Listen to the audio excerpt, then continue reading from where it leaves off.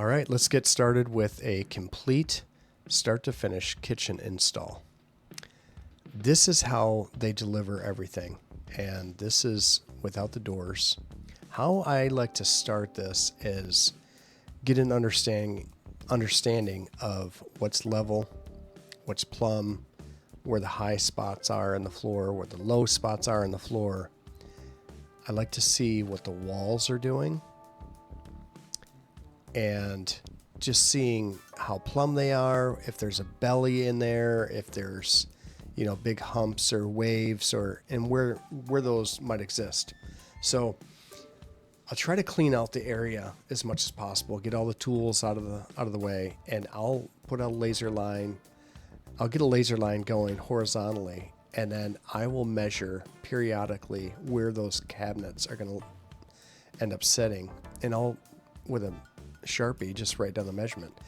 On the walls, I'll make a 3-inch line at one end of the wall, 3-inch line at the other, and then connect it with my laser.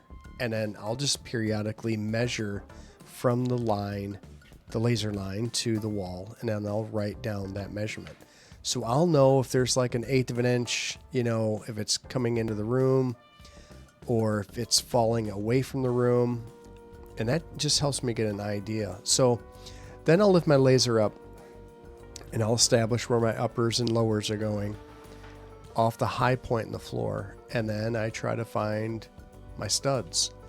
And for whatever reason, a while ago, I just decided to label my studs like a money sign.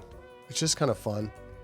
And I don't know, whenever you see a money sign, it might be different than any other mark that you're going to see on the wall. So it just kind of made sense to me. So then I'm going to lay out where I think my stove is going to go.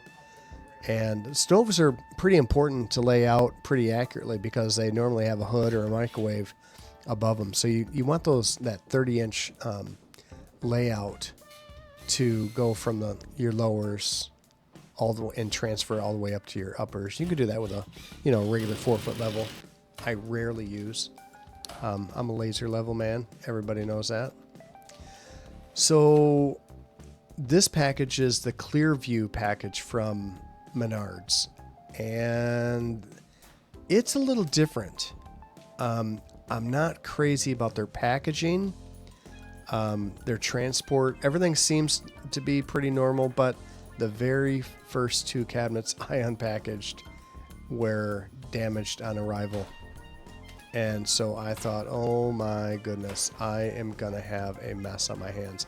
At that point, I didn't know, how particular these 2 retired engineers from one of the automotive companies were going to be about damages. I think we all know what was going to happen. So they come with their own levelers, which I've seen before in, different versions. These just fold out of the way. You push them up and they lock into place. And then it's a threaded insert. So they thread out quite a ways.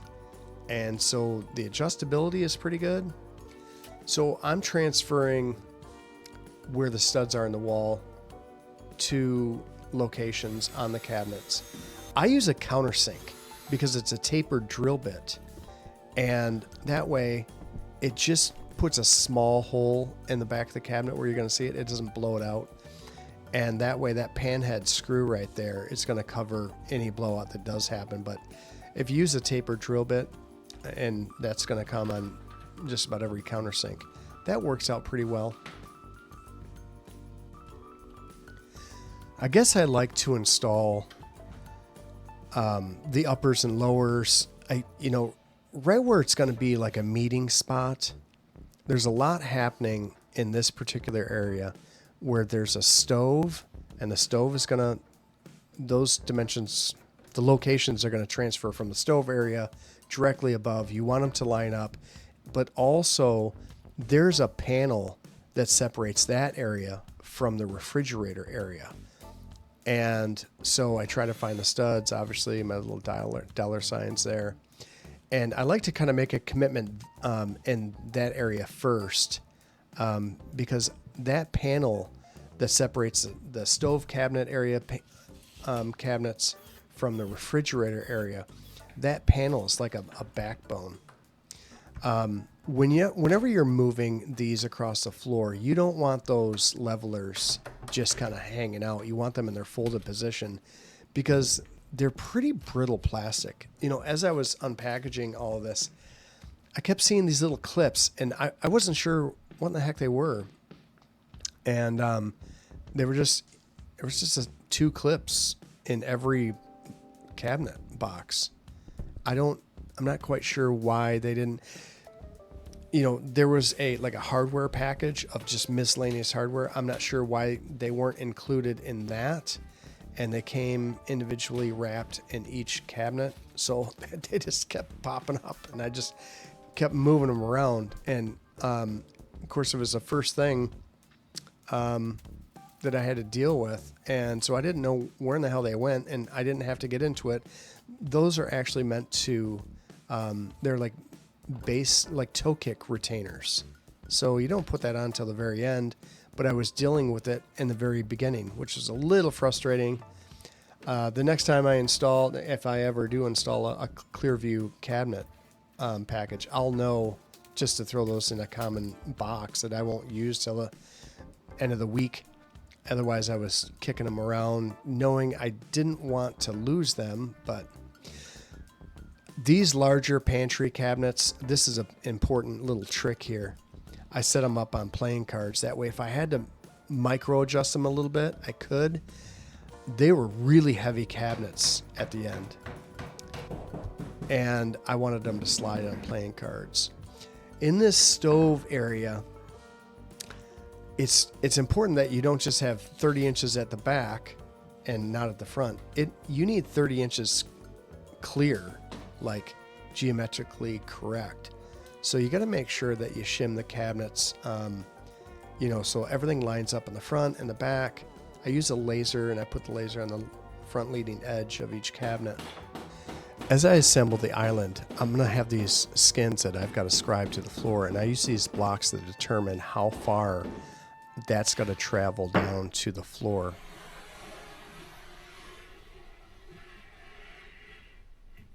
Boom. When I cut that off, it kisses the floor. You know what I'm saying? They don't glove it. Yeah.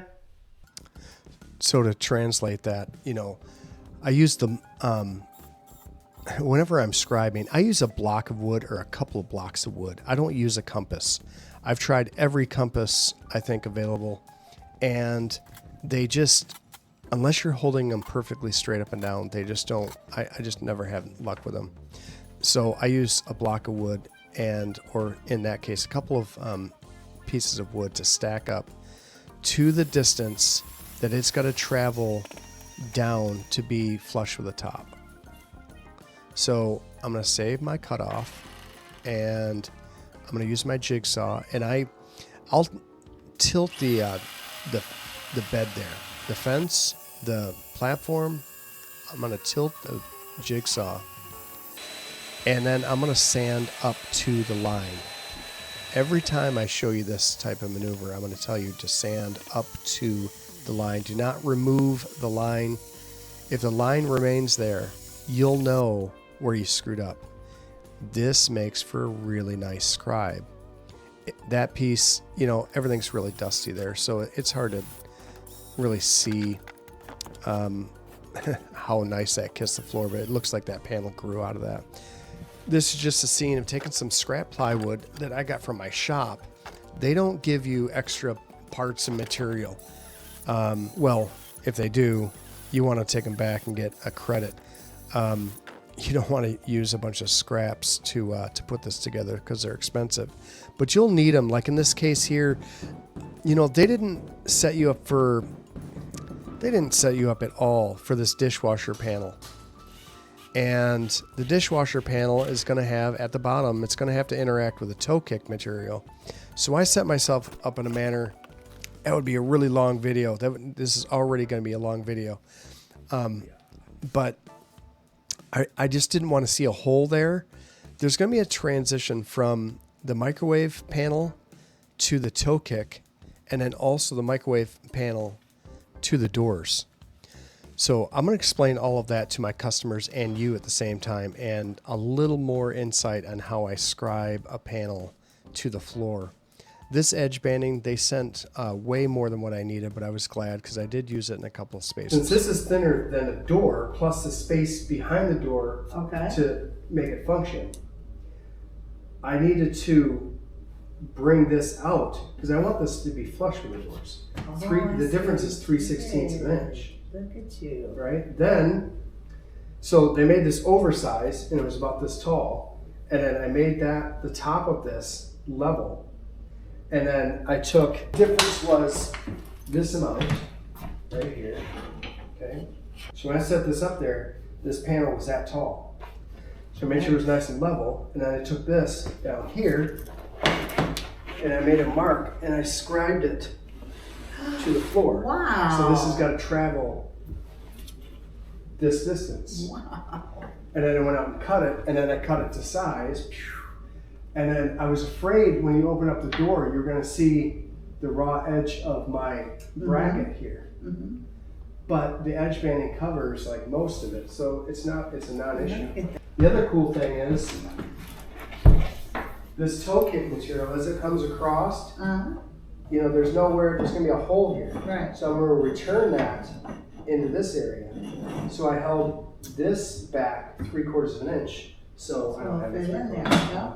But if I did, it's going to come and return into that. Wow. I'm going to put mid-span. I'm going to put an L bracket, you know, because they gave us some. So I'll put it mid-span, you know, and then that way it's not in the way of a leveler or something like that.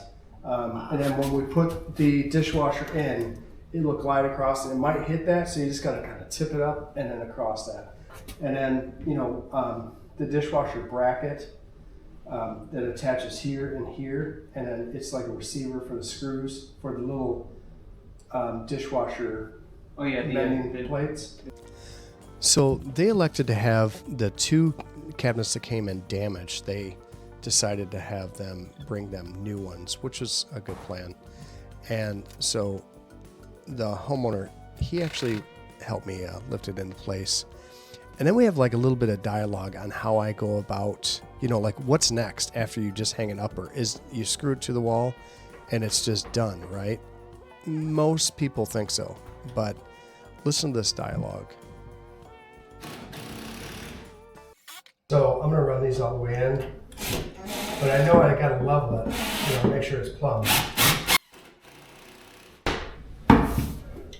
Because this is since this is such a big wide cabinet, the odds of that wall that it's screwed to being flat, it's not happening. Yeah, there's going to be a 16th, an eighth, maybe a 1/4 inch. Then maybe that corner is too tight that way. We got, what are you in, 1/8? 3 1/8? What do we have on the other side? 3 1/8, and I don't have anything here. I didn't know what the layout was, so I didn't, you know what I mean? But I mean, I understand what you're going with it. That's yeah. So that should be perfect, really. But if it's not, you know, all we gotta do is loosen up the screw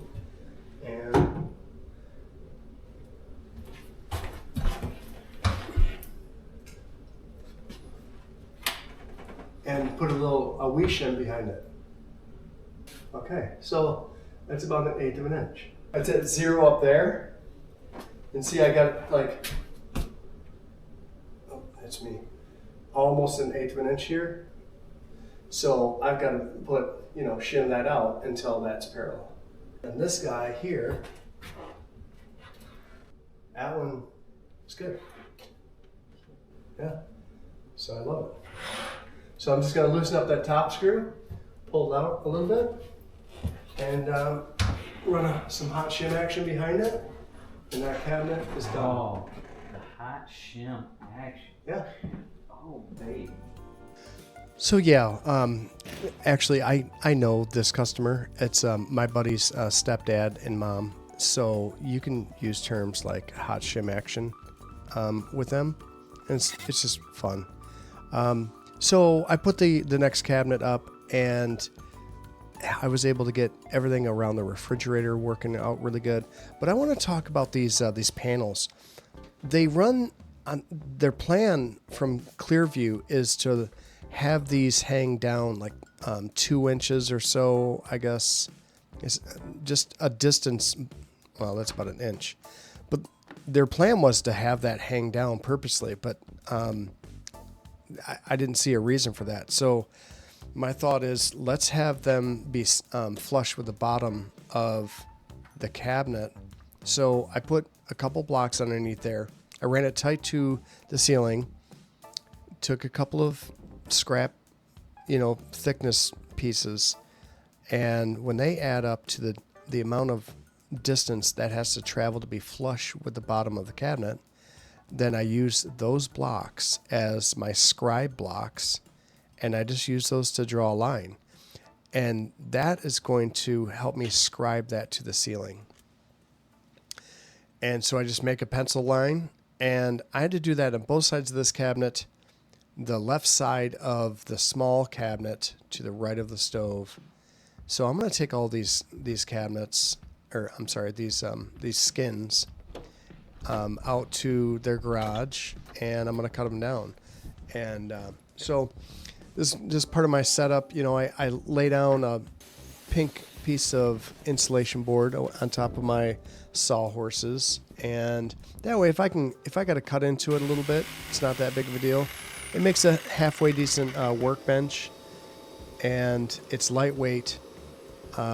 Again, I bevel the platform of the jigsaw so that I'm kind of undercutting it, so that when I go to sand this to my line, I don't have to sand too much because I've cut most of that out, but I still have my line in place to sand to. And that is like scribing 101. So I cut all my pieces with a jigsaw, and the main thing you got to keep in mind here is I'll bevel that. So I'm going to back cut it a little bit, but just be sure not to back cut through the face of, like the leading edge of that. You want that leading edge to be nice and square and parallel with the ceiling. I actually did have one where I wasn't paying attention. I just cut the whole thing back beveled, and it left like a little triangular space at the ceiling, which I didn't like. So I redid it. Not on any of these panels that I'm showing in these views, but a different panel where I was actually able to get away with rescribing it. But you can see it turns out really nice. It kisses the ceiling. I wasn't able to scribe them to the wall because they left them long from the ceiling down to beyond the bottom of the cabinet, but they didn't make them like oversized in terms of depth. So I just scribed it to the ceiling. Now this particular panel I described to the floor and the wall.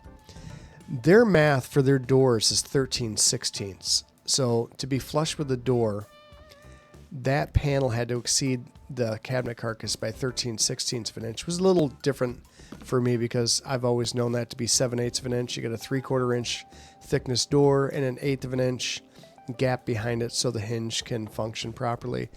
Their doors were slightly thinner than 3/4 of an inch, so they called for 13/16.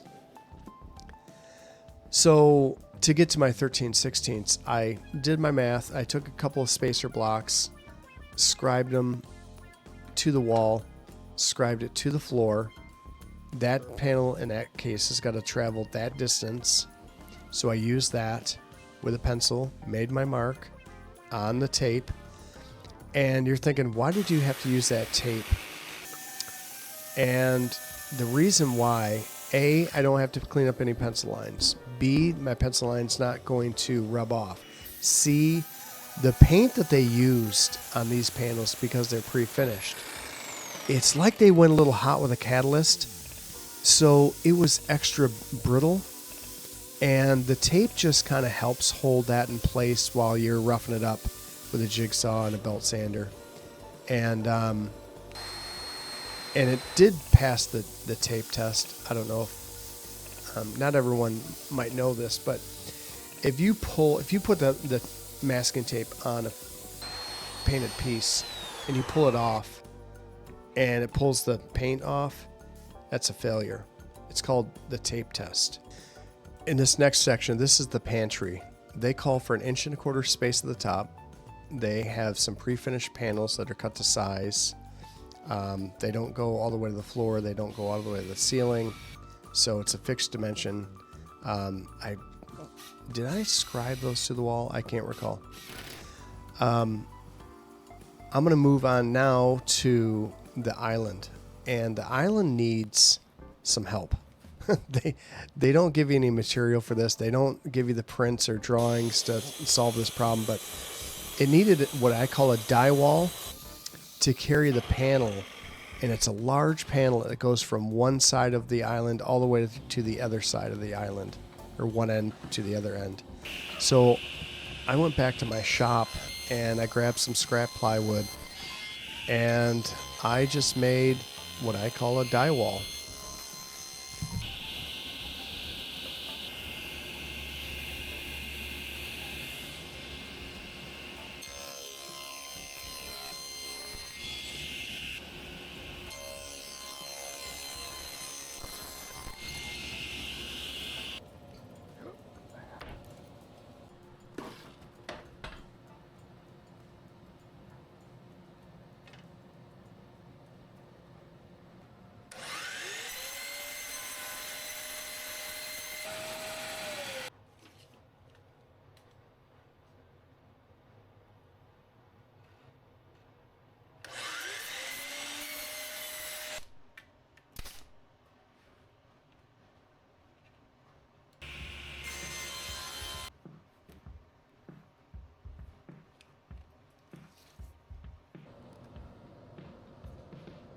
And this is why you're going to need a die wall. You're going to need to make something. And, this could have all been done with 2x4s. This is a large, an 8-foot panel. The problem is it was only 8 foot long.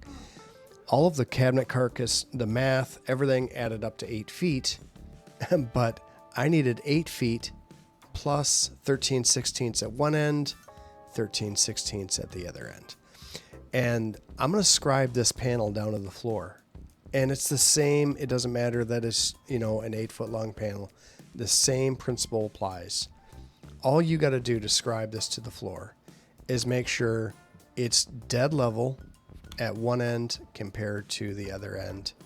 And if it's got to travel down to the floor, let's say 1.5 inches, then you grab the equivalent to 1.5 inches worth of thickness blocks. That's what I'm going to call them. I also use them as shims. But I'm going to grab these blocks, make sure that mathematically they're going to travel that distance. I stack them all together, even using a pair of 8s. And in this case, I was like, well, I'll just tape them together. I did not have my chop saw set up at this time. Normally what I'll do is I'll measure it and I'll just go cut a piece, of poplar on the chop saw. But I wanted to be accurate. This is just as accurate. And I run a piece of tape across the bottom and make a mark across the bottom on that tape.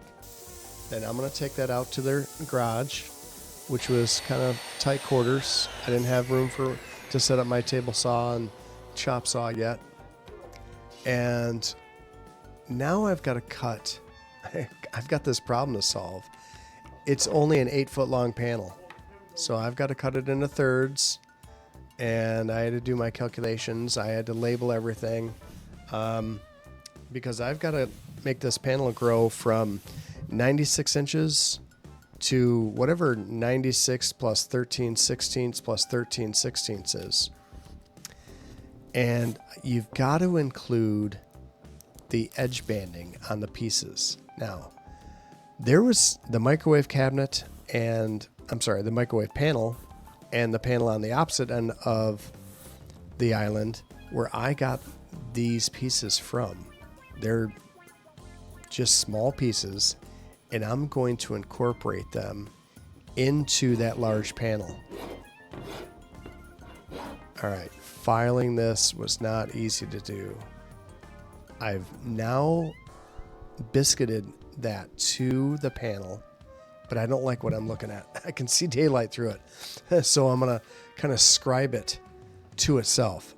It was like maybe the thickness of 2 pieces of laminate. I'm still to this day, as I'm editing this video, I'm not sure why that wasn't dead straight. I know all my cuts were straight. Who knows? But I didn't like it. I didn't like the amount of light that you could see through there. So in the end, this is from the flanking panels, these little pieces. Whatever you do, as you go through this Klearvue kitchen cabinet package installation, don't throw the scraps away. Resist the urge to cut a piece off and snap it over your knee, because you might need it. And I did need it. All right, let's look at the back side of this panel. This is why I built a die wall out of 3/4 inch plywood instead of just 2x4s. So I was able to run some screws into those little pieces to hold them in place nice and flat, and that way they're flush with the larger panels. I would say that Klearvue kitchen cabinet company, or the package, that line of cabinetry from Menards, their biggest shortfall was in the fillers. They sent one filler. It was like, I don't know, I think it was like 80 inches or 84 inches long. Didn't apply in any way, shape, or form. That was meant for over by the refrigerator. They didn't give me anything for the pantry as that met the wall. It was like a 4-inch space. And I didn't have anything to eat up the 1.25-inch space that they had left above all of the cabinets. So luckily I kept all the scrap pieces. These were cut off. So it was a bit of a challenge. And I think, they kind of sell the idea of any homeowner can just click this all together like it's IKEA furniture. But I was using scraps out of my truck to get this filler in place. It's just in this case, just a 2x4, cut it in 3 equal parts, just spaced out enough to where it would make sense to carry a screw. And this all turned out just fine. It was nice and rigid and structurally sound, and that all was fine. This business that I had to do above all of the cabinetry, I wouldn't say that any homeowner is just going to come up with this concept or this course of action. But I took all my measurements, and I had a piece meant for just above the cabinetry that was going to be biscuited and in alignment with biscuit slots in what would end up being on the face of the cabinetry. This is pretty fussy work because the only way to fasten it to the top of the cabinets was through the top of the cabinet into this piece. Well, whenever you do that, that piece above is just moving all around. So what I did there is I ran an oversized hole, like 1/4 inch, and that way I could, if I needed to move it slightly, I'd just loosen up the screw, and there was enough room there in a 1/4 inch hole to loosen up the screw, move it a little bit, and then retighten it. But it was fussy because you're either on or you're not on. And but that little trick, just running an oversized hole using a panhead screw, that was the trick here, and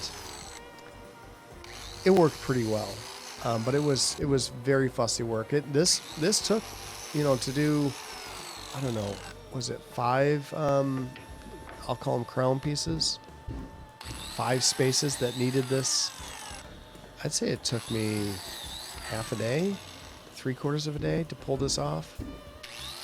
And when normally this would have gone quite a bit faster, In no way, shape, or form are you going to find this little trick in their instructions. And they're not going to tell you this at the showroom while they're selling you all this cabinetry. Which is fine. If you watch this video, you'll know how to do it. But you'll run into a little little thing that I ran into right there. Like, how am I going to make this all work out? And that was a little delicate. I ended up pulling it off, but I really didn't want that 1/8-inch wing hanging out there willy-nilly. I ended up pulling it off. I didn't scribe these to the ceiling. I took a measurement on the left, measurement on the right, and one in the center, connected the lines with a scrap piece of straight hardwood maple trim from my truck. And then I cut that line. And that was the 1.25" dimension that, you know, it went from 1.25", 1.125", 1.5". And then in this case, I need to remove the riving knife out of the table saw. This is how that works on this DeWalt table saw. It's actually pretty cool. But in 2 places, I was able to just cut it parallel. But in the rest of it, I had to freehand this in the table saw, which is no big deal, but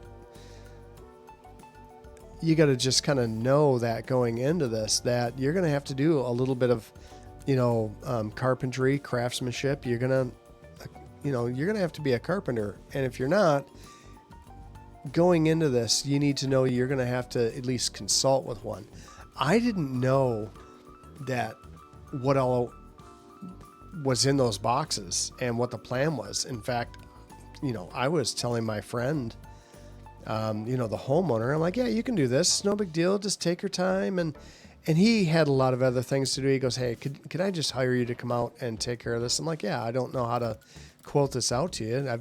I've never done a Klearvue kitchen install, but we'll get through it. And, I'm not going to beat you up. This was a pretty time-consuming kitchen to install. In fact, when we got all done, I had him deal with assembling or installing the doors, putting the hinges in all the doors, putting all of the drawer boxes in, the drawer faces, and he was able to pull that off just fine. There's adjustability built into all of the hardware. It's all good quality, soft close hardware, and it's all adjustable. And he did a really good job, and he felt like he was confident in doing that. I ran out of material that had a pre-finished edge, so I was able to edge band this last piece for above the refrigerator, and that worked out just fine. They sent probably 10 rolls that were, 50, 100, 150 feet each. I probably used 12 feet of all those rolls. And I said, they charge you for all these, take all these back and get a refund. And I don't know if they did or not. So when I put these biscuits in, I just add a little bit of glue. I don't just super soak it with glue. You're not dragging these cabinets or these pieces down the road. Just a little bit to hold it so they don't fall off. They finished up pretty nice. I'm going to go back and run a little bead of caulk across the top because, again, I didn't scribe these to the ceiling like I normally do. I just took measurements and cut to those measurements, and which doesn't turn out quite as nice as scribing it. This is the toe kick. And again, this wasn't without trial and error. In certain places, I would flip it over. These were for little returns, and I put a 2-inch screw in there. And this was over by the microwave panel. The dishwasher panel. That there was going to be a little hole there if I didn't have a return into the back side of that panel that I scribed to the floor. So I just screwed on a little return. This was a little trick too. This over by the pantry underneath it was a heat supply. We actually took dryer vent ductwork, and I used 1.5 miles of the foil duct tape, and I made it nice and airtight, and I separated it because I didn't want to build a box underneath these cabinets. I wanted to use the levelers as they were meant to be used, because they carry the little clips, the retaining clips that hold on the toe kick material. And I'm glad that I did. We used a couple of, the homeowner went and bought some floor registers and for heat vents.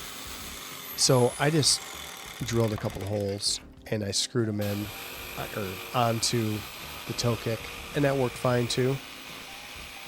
And it was a little bit of a bummer that they don't seem to have the capability of sending anything over 8 feet.